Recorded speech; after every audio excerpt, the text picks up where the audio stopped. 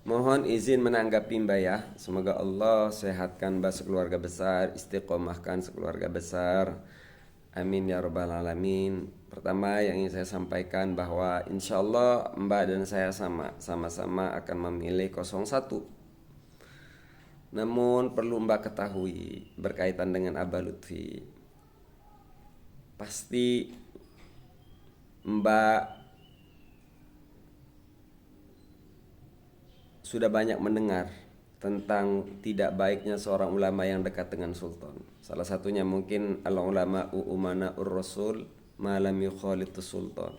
Banyak ibroh larangan para ulama mendekati pemerintah. Itu satu elat.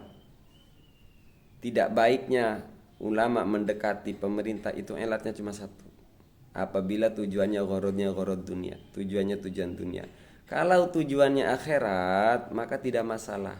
Seperti dalam persoalan yang Mbak tuliskan itu ya. Abah Lutfi itu posisinya watim pres, penasehat. Jadi untuk meminimalis kemudorotan, nah itu namanya gharad syar'i. Nah, ya. Jadi nggak tercela itu. Kemudian faktanya adalah bahwa Abah Lutfi itu sudah berusaha mengundurkan diri dari jabatan watim pres. Cuma tidak diizinkan, artinya tidak diteken lah oleh Pak Jokowi ya. Artinya Abah Lutfi sudah mengajukan, sudah gitu Mbak ya. Jadi balik lagi kepada elat tercelanya ulama yang dekat dengan pemerintah itu apabila hatinya tujuannya gharad dunia bukan gharad syar'i. Nah soal tujuan ini kita tidak bisa melihat, hanya Allah yang tahu. Maka kita tidak boleh menilai seseorang berdasarkan asumsi. Ya, berdasarkan asumsi. Gitu Mbak. Bahkan ada watim pres juga itu penasehat juga di Banten, ada namanya Abu Mutadi. Masya Allah Abu yang Mutadi. Hidupnya sederhana Mbak. Mata'anallah bi'ilmihi ma. Sederhana, pondoknya mau roboh Abah Mutadi itu di Cidahu. Pondoknya bilik. Jadi kalau ada angin puting beliung hangus itu rata itu pondoknya Abah Mutadi. Sederhana.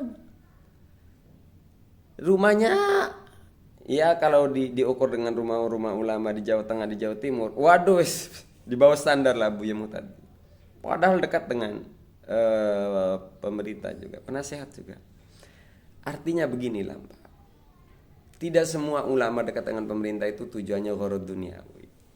Apalagi sekelas Abah Lutfi, Abah Yemu tadi. Abah Yemu tadi sekarang di 03. Tapi saya sangat mendukung. Saya milihnya 01, tapi saya sangat mendukung Abu Yamu tadi ke 03, Balutfi ke 02. Itu semata untuk menjaga stabilitas anak bangsa agar tidak bentrok dan lain sebagainya. Itu tujuannya sangat mulia. Gitu ya. Loh kok Mahesa berani mengetahui tujuannya begitu? Satu, tidak ada indikasi untuk pribadi. Yang kedua, ini dalam konteks husnudzon. Kalau husnudzon, maka sama-sama don, Mbak don, duga saya don. Maka Islam menyuruhnya husn, baiknya sangka. Gitu loh. Sama-sama saya tidak bisa membuktikan don saya, tapi don saya itu masih diperintah Islam, berbaik sangka. Gitu loh, Mbak.